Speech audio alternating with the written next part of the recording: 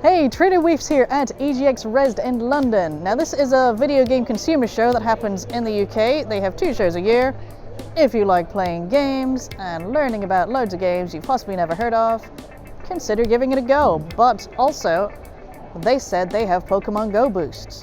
Now what they said was, increased Pokémon spawns, extended lure duration across the 3 days, and double stardust across the 3 days. This region here is Tobacco Dock, that's the venue that we're at, and we have 4 Pokestops, plus a couple more across the road. These have been lured the entire time I've been here, and that's about 3 hours now. As for the boosted spawns, it does seem to be mostly Gen 4 starters, so if you want Piplup, Turtwig, or Chimchar, great place to be. If you're trying to hunt bugs, not amazing, but on the other hand, we do have hour-long incense, and incense is spawning at a much higher rate than usual. So use your incense, use your star pieces. It's a pretty decent place to farm stardust.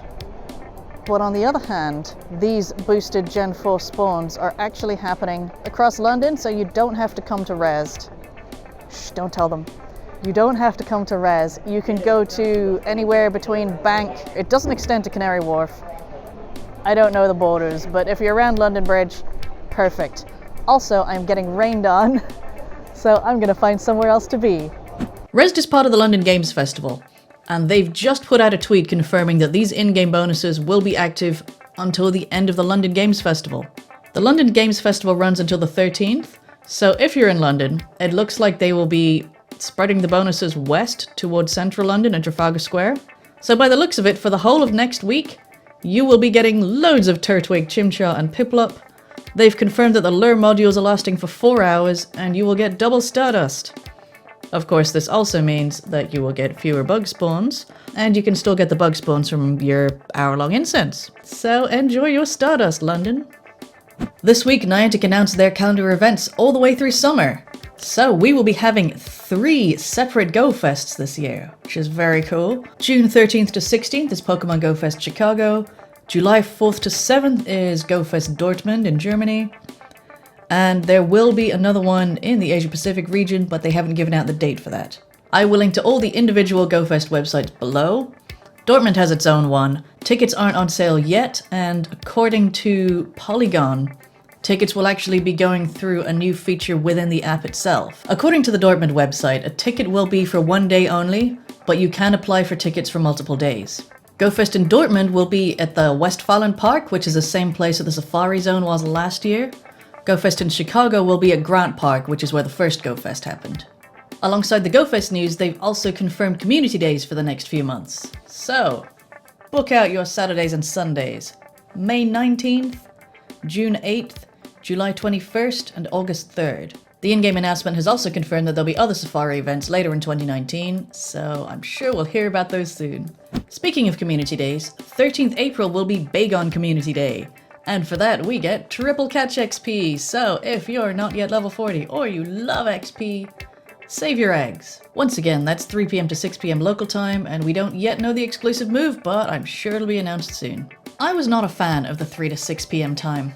I find it kind of takes over the whole day, because if you want to get stuff done in the morning, you still have to make sure you're somewhere with loads of Pokestops and good spawns by 3 o'clock. And if you're going out,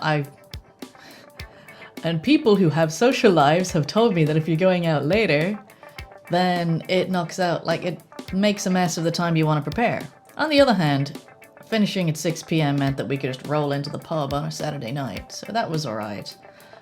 And I am most definitely not a morning person, so 10 AM was always quite a sleepy start for me, but on the other hand, when we finished at 1, we had the entire rest of the day and the evening to do whatever we wanted. Personally, I think something like 12 to 3 would be much better, but obviously loads of people have their own reasons. But, I mean, the other thing is, we are getting into summer, and it is gonna be hot from 3 o'clock. I wish it was a bit earlier, is what I'm saying. We're in the middle of a bug event, and Shuckle is a bug rock Pokemon. Where is Shuckle? I have not seen a single one. We do, however, have plenty of Scyther, and shiny Scyther is now in the game. Not that I have one. Other things we should be, I mean, if you're a shiny hunter, other things you could hunt are Caterpie, Pinsir, and Pineco. Seen lots of Pineco. Again, no shinies. I say lots of pineco. I've seen some pineco, which is a significantly higher amount than the 0 pineco I normally see. Nincada is now available in field research again, and that is the one that is Evolve 3 bug types.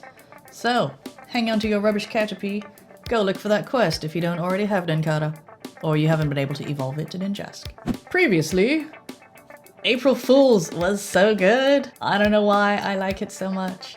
But if you took a photo on April 1st or April 2nd, if you were on version 137 of the Android app, or if you were on iOS, then instead of Smeargle photobombing you, Pikachu with an Ash Hat would photobomb you, and then you could catch Ash Hat Pikachu. So if you missed out on that, because it was in like 2017, I think, well, you've missed it again. But for those who did get it, congratulations! If you were on version 139 of the app, Ash himself would photobomb you, and then you'd still catch an Ash Hat Pikachu. I really like the photobomb feature. It's just so goofy.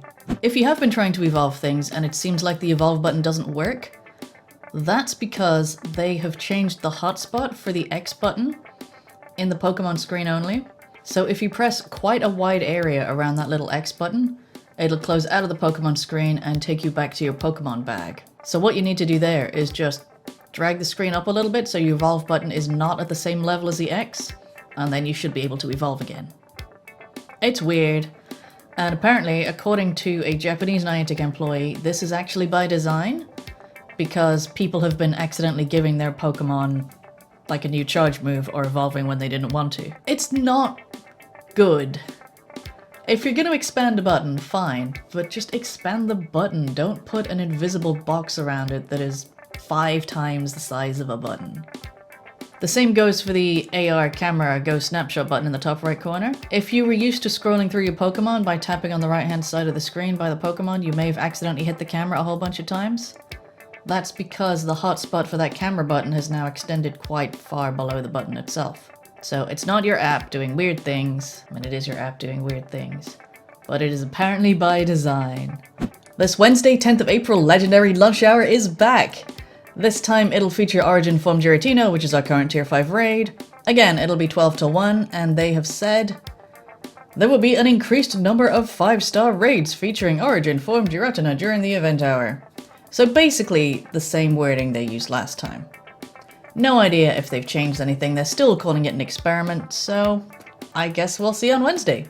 And that seems to be all the news this week, unless they publish something while I'm editing this video. Thank you very much for watching, and I'll see you next time. Goodbye!